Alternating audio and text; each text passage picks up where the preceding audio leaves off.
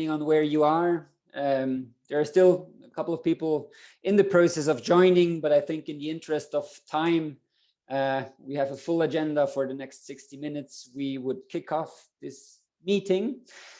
Thank you very much for joining this webinar on sustainability standards and international trade, which has been organized by UNDP and its Green Commodities program, together with the UN Forum on Sustainability Standards.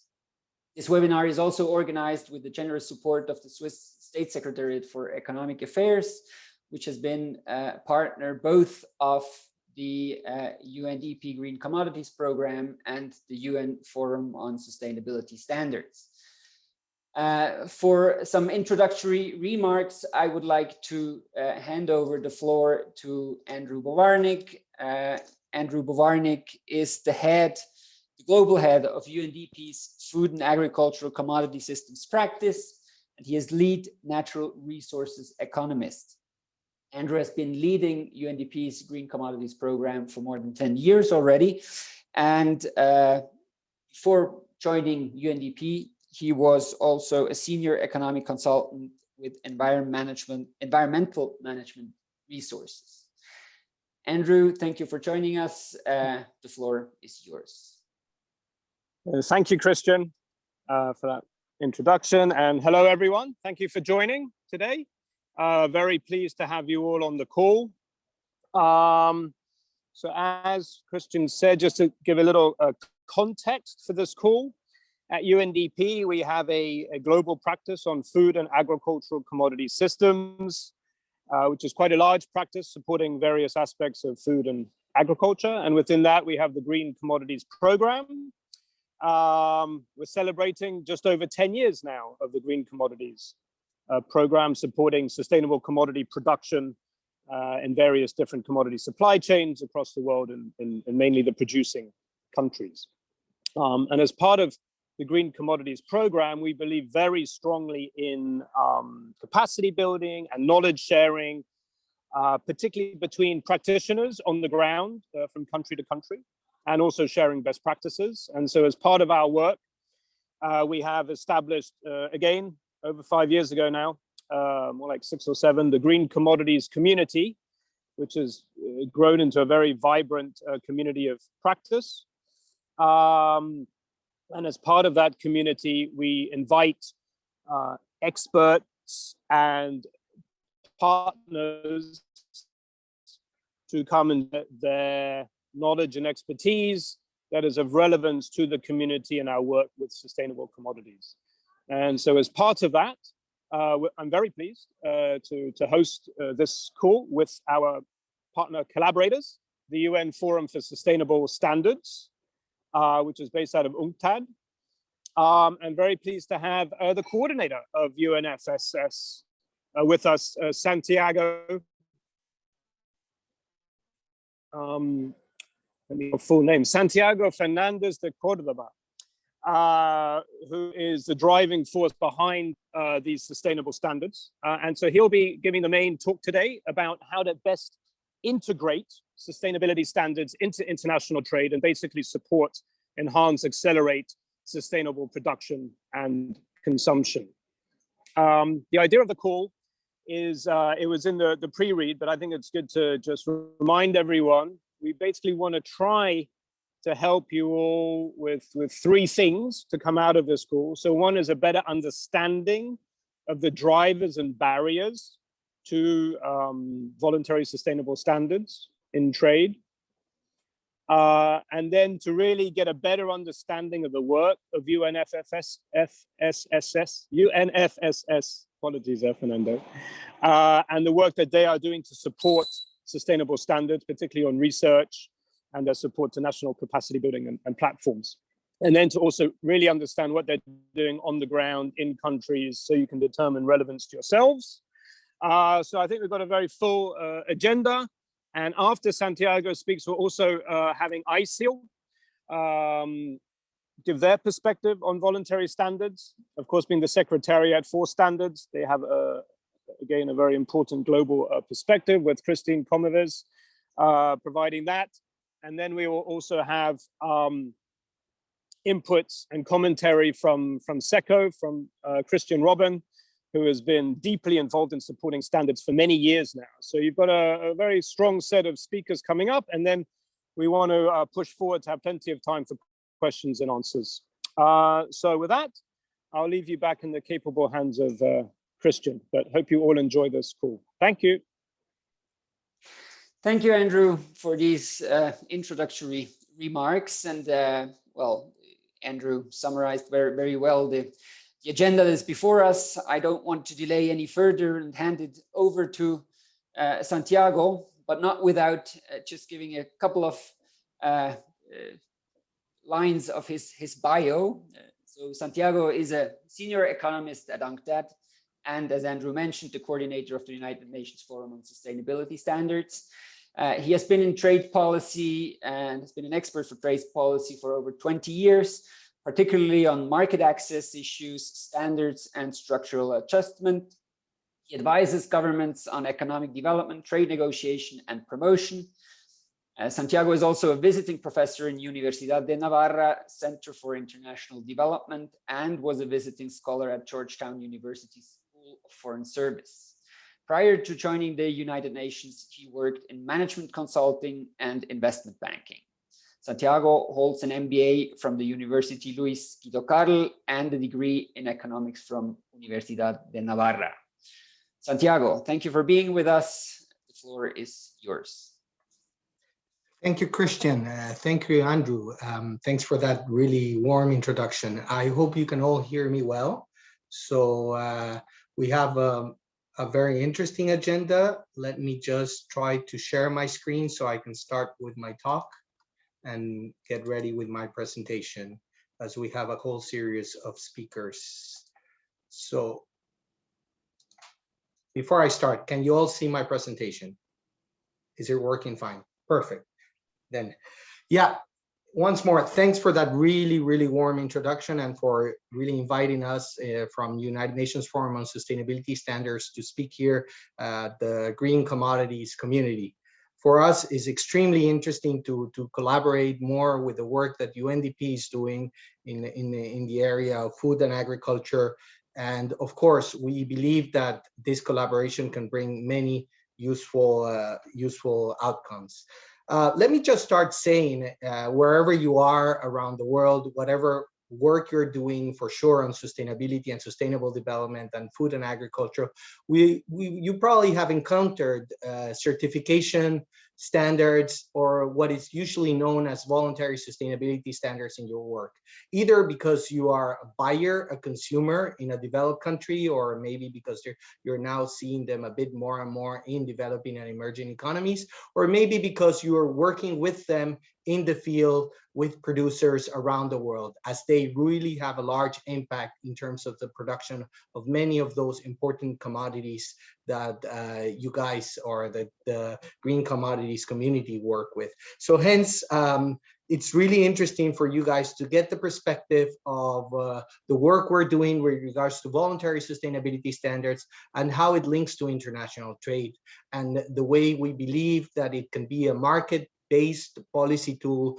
to achieve the sustainable development goals, and of course, sustainable production and consumption. I want to really, with the 15 minutes that I have for the presentation, I want to bring you a couple of key concepts, key ideas, so that we can all have the same type of dialogue, or at least we can build the same type of dialogue with the same basis.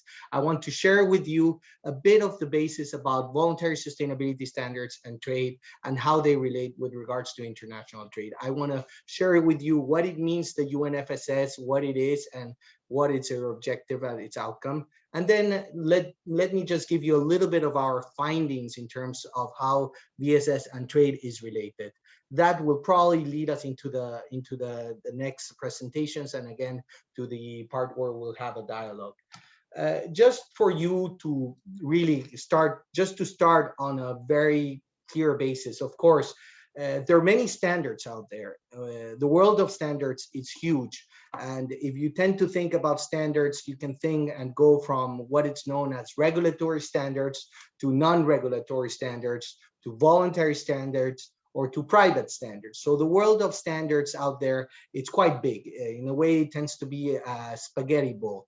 But when we tend to talk about voluntary sustainability standards, we tend to think about those standards that do affect a bit the way that value chains function, the way that supply chains functions.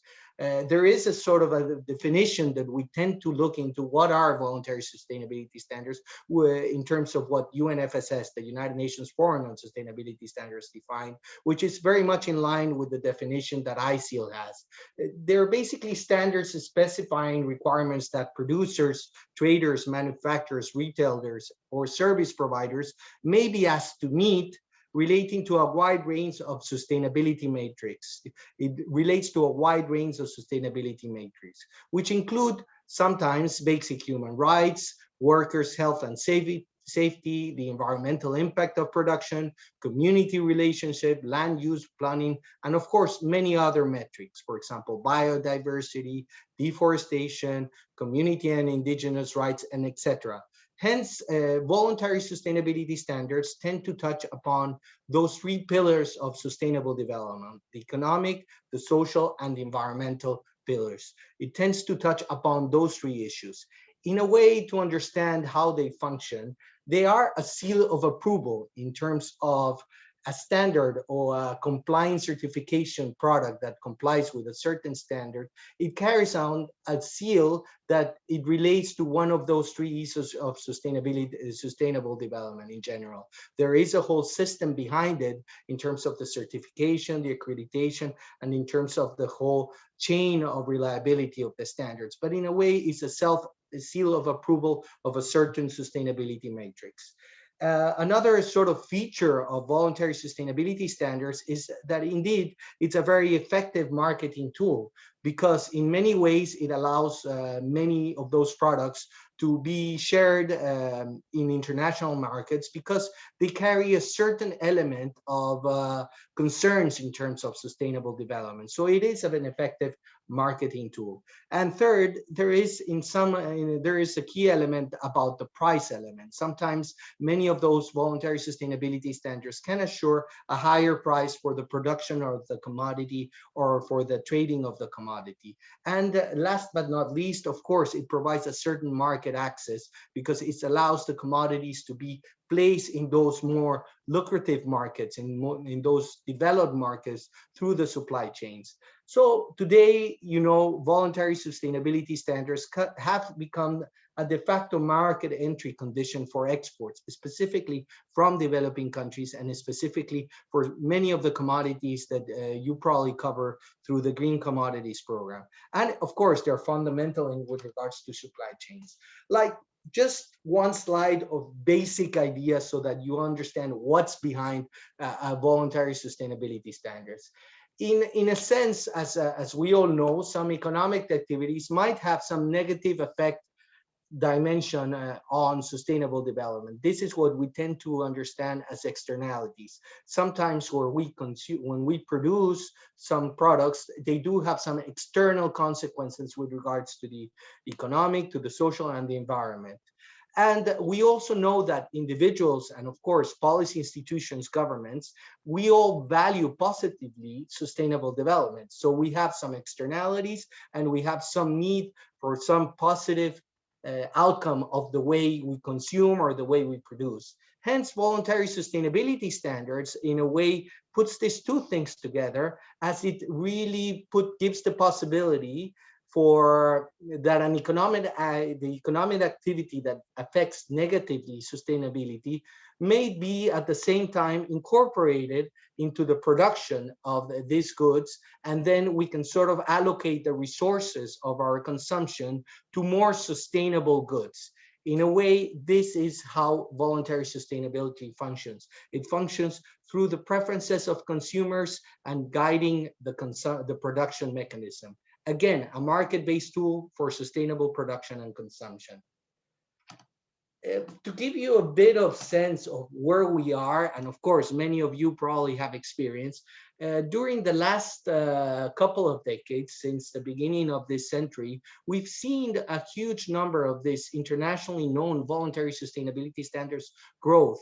Some databases consider that there are over 500 voluntary sustainability standards that function internationally through the sustainable value chains. Another database, which is called ITC Standards Map, considers that there's over 250. Actually, recently they just reached 300 voluntary sustainability standards in their database. So we have seen that the number has increased during the last decade in terms of sustainability standards. And the way they function, or the way they touch, is among a wide variety of sectors or production, with a bit of a tendency of being more standards in the agriculture production, in the agriculture trade, as you probably have seen in many of the work that you've been doing. Again, we also see not only an increase in terms of the number of standards, we also see an increase in terms of the area that is certified, the production area of certain commodities that has been certified under one of these voluntary sustainability standards. So here in this chart, we have the amount of hectares, the amount of production area for 8 selected commodities, 8 commodities that are probably quite familiar for you in your work: bananas, tea, sugarcane, soybean, coffee, palm oil, cocoa, and cotton. And as you can see, the area of certified production has increased quite largely during the last decade. It's still, for some cases, it's still considered sort of a niche production, but for others, in the case, for example, of cocoa and coffee, it has grown to capture market shares of almost 30%. As you can see, there's a share of production of about 26% in coffee and about 25% in cocoa. And as you can see, the area of certified production has grown quite considerable in certain products, for example, in cotton, where it has reached 172% during the years of 2013 to 2018, and so on and so forth in other sort of crops that are certified with regards to sustainability standards. So the area of production has increased. In general, sustainability standards are there. They are demanded by consumers, and of course the production has to follow a bit of how it functions. But what it brings to the work of the United Nations with regards to sustainability standards, there's many angles with regards to sustainable development. But sometimes, specifically in the work we do in UNFSS and in the work we do with regards to international trade, we see that sometimes developing countries have sometimes problems with regards to voluntary sustainability standards. Maybe because they can't find credible standards, because of course it's very difficult to understand which one is credible, which one is not credible. And maybe we will hear a bit more from the credibility principles from ICIL a bit later in the next presentation. Sometimes complying with these standards can be very costly for the producers. And of course, this is a burden when you consider that some of these commodities specifically do not leave too much margin for the productions, for the producers, for the farmers. So it can be an issue for developing countries. And of course, you know, when we put this together with small producers, sometimes these small producers can be left out from the international value chains, from the global value chains, because they don't comply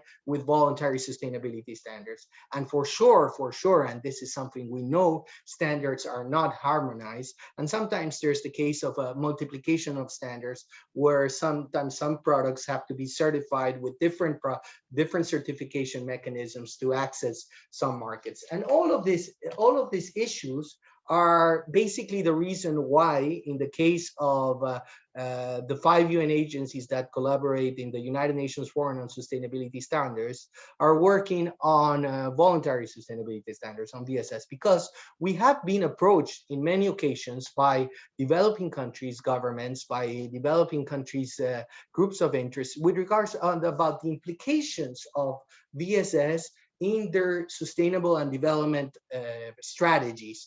And they do looking for the United Nations for a bit more information. And then again, about 8 years ago, this platform was put together, which is called the UNFSS, between FAO, ITC, UN Environment, UNIDO, and UNCTAD to work in terms of trying to advance the transparency and knowledge with regards to voluntary sustainability standards, in particular from the perspective of international trade, in particular from the perspective of how they affect or access or provide access for those lucrative markets. Hence, we try to facilitate emerging economies, developing countries access to those international markets. We also try to stimulate dialogue, and we also try to build capacities for producers and small medium enterprises so that we can enhance some of those trade opportunities.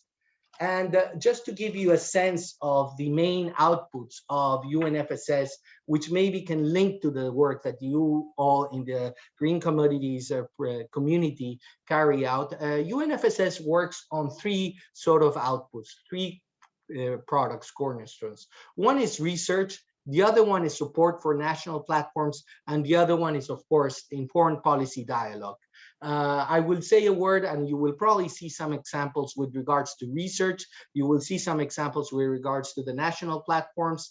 But let me just say that with regards to the foreign policy dialogue, we do sense a need from a dialogue from the north to the south, from the south to the north, from the south to the south, in terms of how voluntary sustainability standards affect international trade. And this is what we've been supporting through very huge conferences that we held during the last 4 or 5 years, where we've seen a lot of attention to this kind of dialogue and transparency. With regards to the other two sort of outputs, one is, of course, research, and we base our research on what we call the Academic Advisory Council, where we have a group of academics around the world that support us when we create our biannual flagship product with regards to research. And some of the last slides, which I'm going to present with regards to our findings, they come directly from our reports.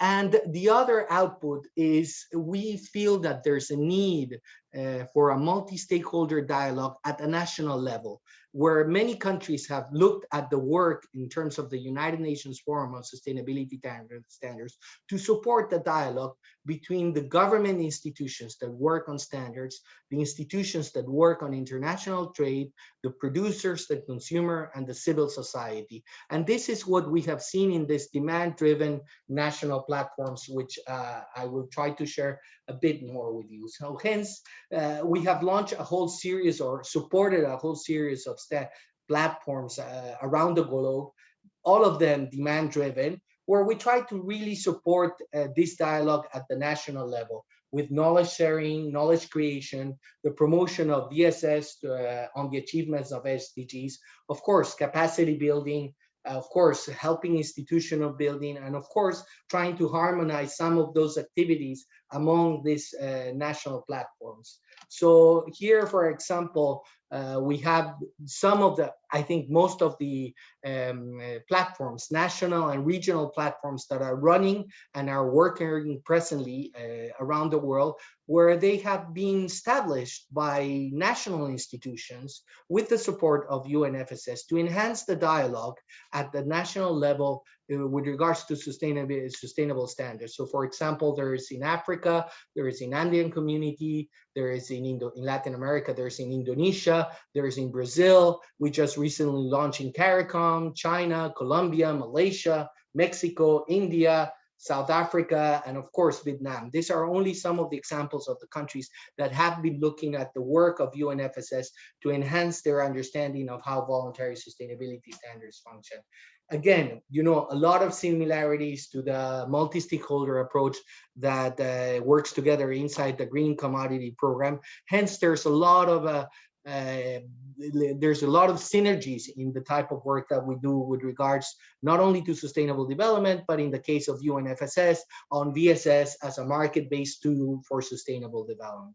And now, Andrew, I know I'm running late with time, so I'm going to use my time remaining just to transmit one or two policy messages, which I think that are fundamental with regards to trade. If you allow me 2-3 minutes, then I will just let you know some of those findings that you can find in our publications in the flagship. First of all, one of the findings that we've been doing research about VSS is that they can play an important role in progressing towards SDGs. And we have been doing a whole series of exercises, of economic exercises and modeling, where we can see how VSS links to sustainable development and links to SDGs, and VSS can play an important role. It is a complementary tool for public policies to achieve SDGs.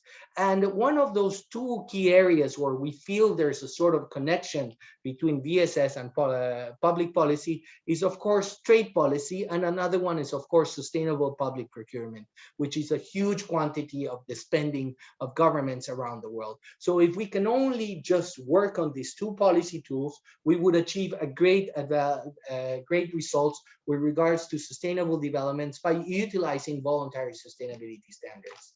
Let me just give you a bit of the sense of how VSS is integrated into trade policy. There's 4 channels in general, how it's understood with regards to trade policy. One is related to what is known as free trade agreements. The other one is obviously related to what is called preferential trade. And the third one is related to more general in terms of market access, how you export products from one country to another one. And the last one is related to what is related as export promotions. How do you want to promote your exports? These 4 key trade policy instruments, as we have seen during the last decade, have been integrating more and more elements of voluntary sustainability standards in the way they function. Either they have been integrating in the way they're negotiated, either they're being integrated in the way they cover some certain preferential trade, or basically just in the way sometimes it functions through capacity building in terms of export promotions. There's a couple of examples there that will probably prove the point that voluntary sustainability standards and trade are totally linked to each other in terms of how they are functioning today in sustainable value chains. But we do have a series of elements of about this policy too in terms of if it's good or if it's bad. If it's a question about that we can expand, obviously improve market access, if we can sort of include or transform the way we're producing the products we're trading, and of course, if we are including all those elements about environmental, social, and economic concerns of development. But we have some limitations with regards to the costs. It also reduces and reduces the competitive advantage of some trade. And of course, we marginalize sometimes small and medium enterprises. And we should be very wary about the credibility element of sustainability standards. And of course, we should also be very wary about the capacity to certify. It's also not easy for many developing countries. When we visit developing countries, one of the key elements is they don't have labs, they don't have any type of infrastructure, they don't have the infrastructure that is needed. Certification is a very complex mechanism, either regulatory or voluntary, and we have to think about those bottlenecks where we're sort of advising this policy instrument. This is my last slide. I think I just wanted to share with you a couple of ideas. And we have 5 key policy proposals that we advance in general through our flagship publication when it comes to voluntary sustainability standards and trade. First, we believe that we should enhance national capacity through a governance model that involves independent certification bodies to cope with the rising demand of voluntary sustainability standards. Hence, again, the problem of certifications, the bottleneck. Another policy recommendation is incorporate VSS within the trade regimes. There is a lot of elements that are not really clear with regards to the trading system. I yet have not mentioned the issue about are VSS compatible inside the WTO, the World Trade Organization rules. Of course, it's a whole element of discussion about how voluntary sustainability standards integrate in WTO system rules. Based rules. Of course, we need to avoid this huge proliferation that can sometimes create a lot of complexity. Maybe we need to look at mutual recognition mechanisms. This is what functions in regulatory standards. So why shouldn't we use it in voluntary sustainability standards? Why shouldn't we make it simple for those producers in developing countries? And of course, we need to curb over certification with some type of appropriate governmental measures. And this is important when we do the work inside UNDP, when we're choosing these voluntary sustainability standards as a policy tool to sort of checks and balances about the costs and benefits. And of course, there needs to be a dialogue, a political dialogue on the benefits of scaling voluntary sustainability standards. And this is sort of my last message. And this is sort of the key message of why the 5 UN agencies are working together with regards to voluntary sustainability standards. We need to keep developing countries, governments, developing countries, policy institutions included in the dialogue of advancing voluntary sustainability standards. Because if they're out of there, we're leaving out the most key ally for sustainable development that we have, which is those government institutions in developing countries. Christian, back to you. I know there's a lot of information, but we have 2 more presentations, and maybe we can hear a bit more about voluntary sustainability standards and trade from Christine and Christian. Back to you, Christian. Thank you, Santiago. Thank you for this very comprehensive introduction into the role of voluntary sustainability standards in international trade, and also for telling us about the work of the UN Forum on Sustainability Standards. As you mentioned, we have 2 more speakers, so I would like to quickly move on with the agenda in order to have time to discuss at the very end of this session. Christine from ICIL will give us her perspective, ICIL's perspective on voluntary sustainability standards in international trade. Christine is ICIL's Director of Programs. She has been with ICIL since 2010, working on ICIL's program strategy and as a technical expert on data, performance monitoring, research, and on topics such as living wage and living income. Before she joined ICIL, Christine was a university lecturer and researcher at Erasmus University in Rotterdam, working on social development, environmental economics, and infrastructure policy. So Christine, thank you very much for joining us today, and please, the floor is yours for your comments, more or less 5 minutes, please. Yes, great. Thank you very much for that nice introduction, and to all of you for having me here with you today. It's a pleasure to speak to you about voluntary standards and trade. Let me briefly just explain who ICIL is. We are a nonprofit organization that really focuses on how to advance sustainability using market-based approaches, and particularly focused on voluntary sustainability standards and similar mechanisms. A lot of the work that we do is aimed at trying to create the conditions for voluntary standards to be a useful partner in the trade context. And so I can explain to you a little bit how we do that. Actually, we respond to a lot of the points that Santiago raised in his presentation. So our position is that voluntary sustainability standards can be a useful, play an important role in supporting trade and using trade to drive sustainable development. Our experience is, though, that if one wants to be successful in that, one needs to think very carefully about what the standards are that we're dealing with. So what, as Santiago mentioned, the credibility of the standard systems, and also exactly how they're put to use. So those 2 factors can determine how successful and how impactful a particular type of partnership is. In a very short time I have here, I want to focus on a couple of things. So one is this question of whether sustainability standards could be a barrier to trade, which is something that is sometimes raised. ICIL has a number of codes of good practice for sustainability standards that we encourage sustainability standards to comply with. And we have members, code compliant members, our sustainability standards, who've been independently assessed against those codes. One of the codes, the standard setting code, which is about how to set your standard, the requirements that are part of the sustainability standard, was actually developed with having in mind the idea of how to ensure that voluntary standards are not a barrier to trade. So things like making sure the information is publicly available, making sure that it's open and the consultations around what the requirements are include all the affected stakeholders, how they affect developing countries, etc. So that standard setting code is very important in terms of creating standards that won't be barriers to trade.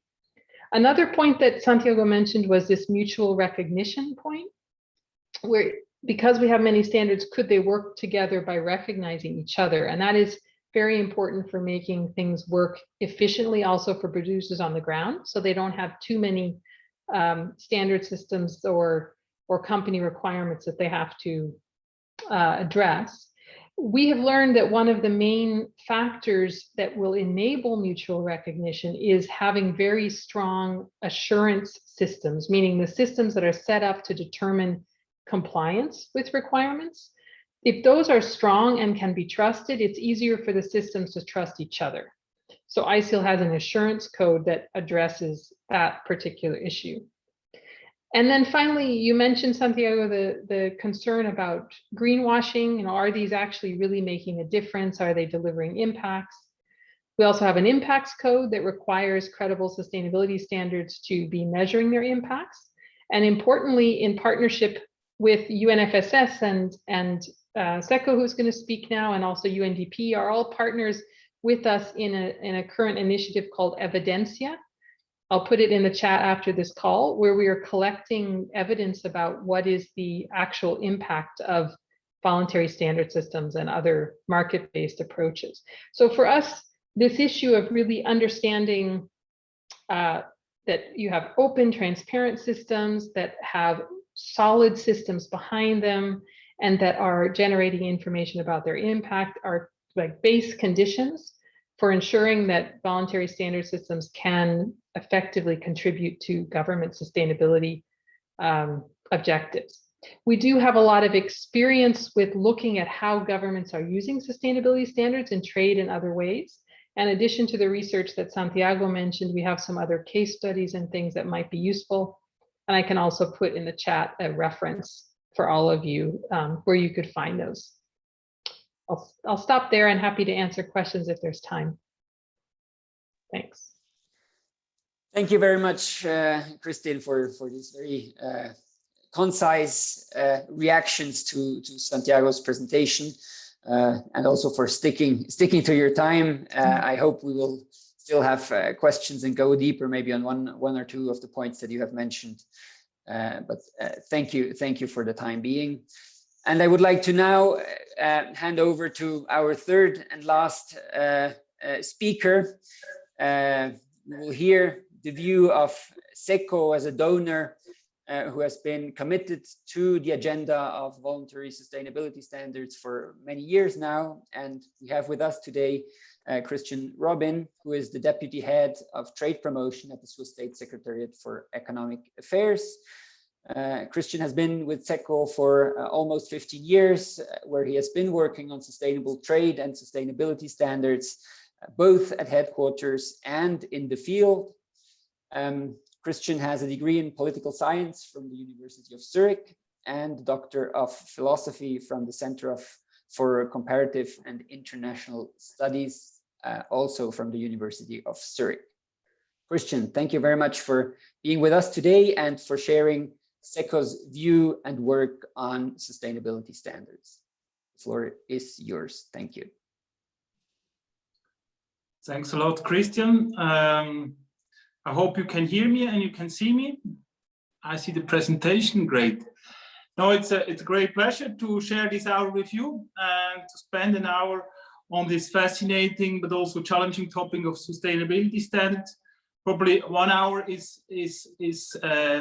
we would need more time, but it's definitely a great starting point. I think also the UNDP and UNFS and ICIL can share a lot, and there's a lot of potential to increase their partnerships.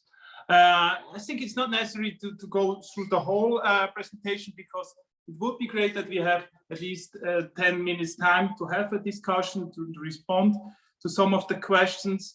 What is important to say, and Christian, who worked at SECO for several years, knows that very well. SECO has been a partner to this system of voluntary sustainability standards, not only for years, but really for decades. I've had the privilege to lead the work on sustainability standards for the past 5-6 years. And we just recently published a so-called position paper. Actually, last year I was very much dedicated in writing this position paper on SECO's engagement in voluntary sustainability standards, an evolving commitment to drive sustainability in global value chain.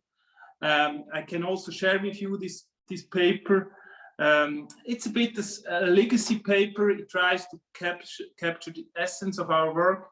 It explains what and why we have been doing, and most importantly, what are future pathways in this highly dynamic field. What I think is central to discussion, and that's also the thing we probably would need more than 1 hour, is that there is really often a simple lack of knowledge about this theme. And this is not, to be honest, that is a criticism to anybody. Even in our trade promotion team at SECO, I'm constantly explaining what I know about this topic and also what I do not know about this topic. But maybe what makes the topic for sustainability standards such a complex topic? Why is it so difficult to grasp and to delimit this topic? For me, there are 3 reasons, and some of them were already mentioned. Of course, we have a constantly and fast evolving systems. The new labels which are emerging have been mentioned, new trends, new themes, and this fast evolving systems makes it very difficult to really capture the topic of sustainability standards. Then a second point is certainly that the system boundaries and the international governance are not clear. And Santiago referred to that. And we all know that sustainability standards, it fills a gap that was left by the lack of enforcement of international agreements in the area of labor, human rights, and environment. But if we see the discussion at the WTO, and if we see how much the community is struggling when it comes to the international recognition of these sustainability standards and the concept and the underlying concept of PPM, then we see that it's really difficult to have clarity on the international governance of sustainability standards. And maybe a third point which explains the complexities. Today we have manifold drivers for sustainability in global value chains.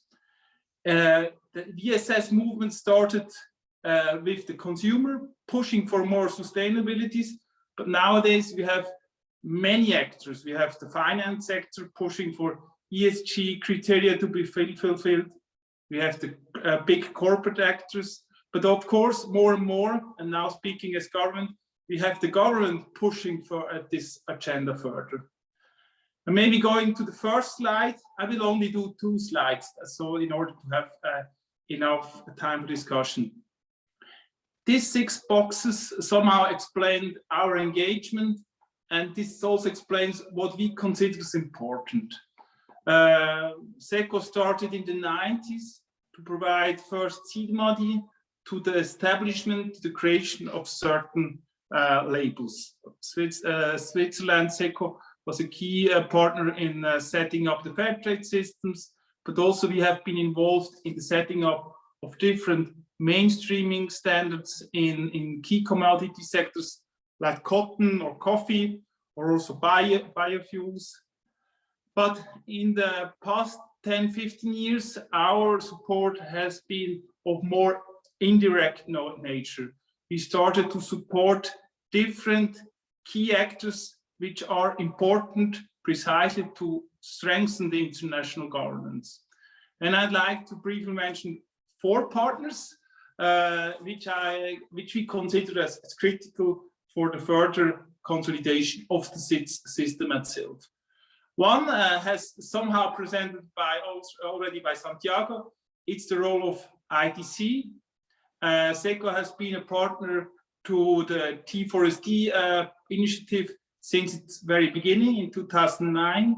Nowadays, T4SD, the database and its front end standards map and sustainability map are the globally recognized hub for information around sustainability standards. The statistic provided by Santiago, is a result from T4SD. It's important to have critical information that all stakeholders along a value chain can take informed decisions. And for that reason, the increasing transparency is so important. Then the other mentioned actors which we consider critical is ICIL. And I'm glad that Christine already pointed to the key elements, the key aspect ICIL is doing. ICIL is a small, but in our view, a very important organization which serves the systems in defining credible standards practice. Although maybe not all labels and standards are member of ICIL, we think that the three codes, the codes of standard setting, assurance, and impact, there are important reference points when it comes to the further development of the systems. And from SECO side, we welcome very much that ICIL has opened up its membership, that it has created a new membership category called community member, which allows for a further inclusion of the many other standards, and will help also to first foster the community learning, the peer learning, which we consider so important when we speak of ICIL. And then, but I also like to mention in this call, particularly the role of UNFSS and UNDP, because, and only to validate and second strongly what has been said by Santiago, we think it's so critical to foster and strengthen dialogue with developing countries, because if you really like to mainstream sustainability in the different commodity sectors, it's important to create a common understanding about sustainability standards and equivalent tools. And we all know that in the different developing, producing countries, we do not only have global standards, we also have national regulations, we have somehow regional standards. And it's important that these national and global standards are not played out against each other, but they see each other as a complement. For instance, in the work with UNDP Indonesia, we've seen somehow a dichotomic view when it comes to standards in the palm oil sectors. You probably know the role of ISPO, the national standards, and the role of RSPO, the globally recognized standards. And we consider that both standards can play a meaningful role, but it's important that they are perceived as complementary. And I think for that reason, this discussion in Indonesia is only one case in point. We also have a recent discussion in Africa when it comes to the regional standard on sustainable cocoa. There again, I think it's a valuable, important effort of African governments to put forward their own standards, but this can be only a stepping stone or a complementary instrument to other standards like Rainforest Alliance, Fair Trade. So it's really important to see this as a family. And in this context, we consider that both UNFSS more on the policy side and UNDP more on the, let's say, on the implementing side, on the, when it comes to the development of capacities of smallholders, they play both a very important role. I think I'll leave it there, Christian, because the other aspects have been already shared mostly, but I think I really wanted to briefly bring in a donor's perspective and how we perceive the system and how we think what is critical to move the system forward. Thank you. Thank you, Christian, for this very useful insights on what SECO has been working on around voluntary sustainability standards. And of course, the rest of the other elements that we find in your presentations, we're happy to share this presentation and all the presentations after the call, but now have the opportunity to open up for your most burning questions or comments. We know that time is limited, but please, those who have comments or questions to any of the speakers, just raise your hand or speak out, and we will collect a few questions and then the speakers can address them.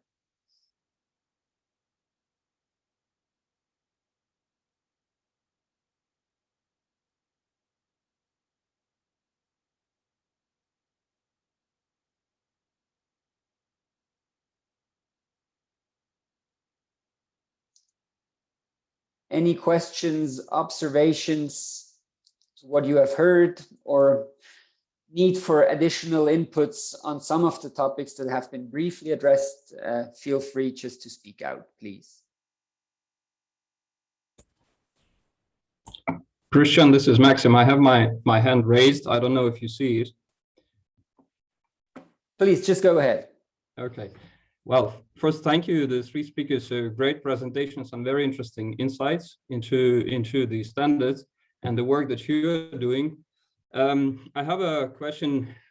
I don't know who's this question best addressed to, but my question is about the relationship between the certification standards and the regulators. I think that one of the elements I noticed in Santiago's presentation was about the cost of the certification is one of the barriers, and it's been there ever since the certification came up, and probably it's important to recognize that the markets alone, I mean, the certification schemes that are intended for the market alone to take it up would need a little bit of help or a push, be it from the sourcing sort of world, the northern world, the European Union or the US, in order to send certain signals through the regulatory bodies about what kind of produce is expected on the one hand. And on the other hand, if the costing, the cost associated with the certification is still the issue, and it seems it still is, maybe it's also time when the developing world, talking about green recovery, right? So the developing world is really making this part of their reconsideration of the subsidies that they have with respect to whatever commodity, if it's agricultural subsidies, and apparently it's about commodities. What I mean is that, you know, if it's obvious that the smallholders are facing the difficulty of just paying for the certification, you know, wouldn't it be wise to consider that instead of the traditional business as usual, expansionist-based subsidies in agriculture, the governments of those countries would consider basically paying farmers and incentivizing them, but those farmers who are interested to really transit to the certified type of business model. And, you know, if it goes hand in hand, then it actually first sends a signal, a legal signal to the market, and secondly works as a financial incentive, actually balancing that.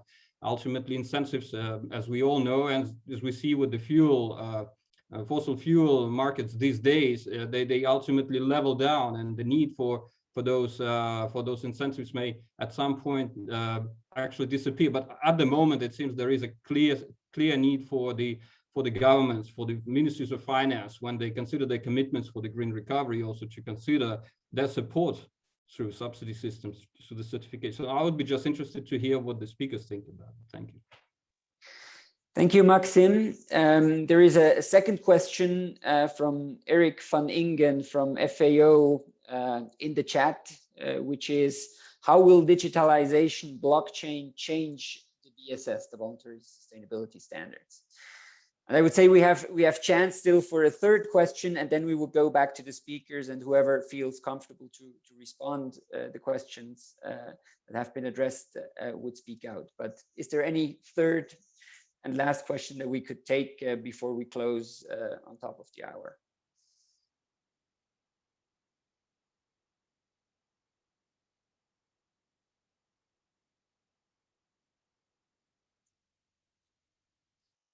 I don't see any hands and nobody speaks out. So maybe I would turn to Santiago, maybe to start with a question from Maxim. And if also you want to say something about digitalization and blockchain, and then Christian and Kirsten to complement.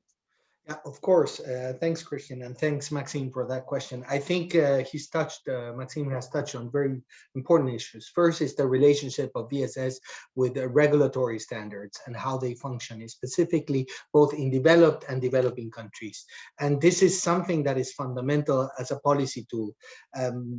Sometimes even, you know, there could be scope for more regulatory standards that could cover some of those issues that are covered in voluntary sustainability standards. But maybe sometimes that's the reason why we have BSS, because those regulatory standards have not been able to capture that leverage. However, yes, it is an issue, which is the compliance and is of the cost of certification.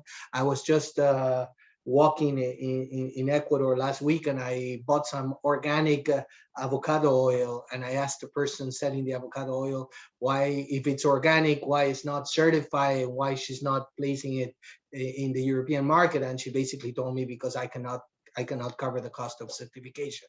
So yes, sometimes it is not an important factor, but it can be a determinant factor for those small, medium enterprises.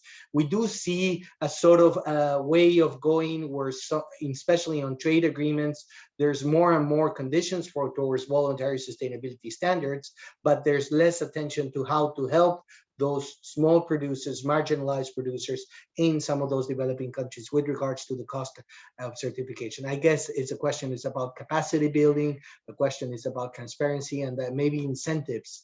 But then again, when we have very weak structures, incentive structures in some developing countries, we have to think, where are those incentives going to come from? But it is part of the work, and I think it's also part of the work of the UN to put forward those kind of bottlenecks.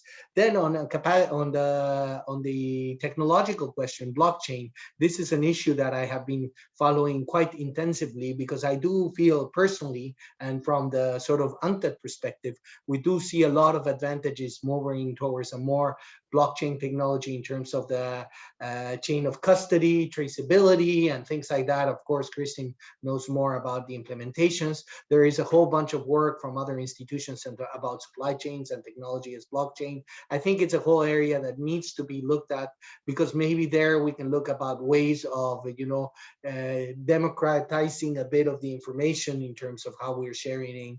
But this is something that needs to be a bit more emphasis, specifically from the certification side, in terms of how we can use these technologies. Let me stop there, because there's the other two speakers that might want to jump in with their comments. Thanks, Christian.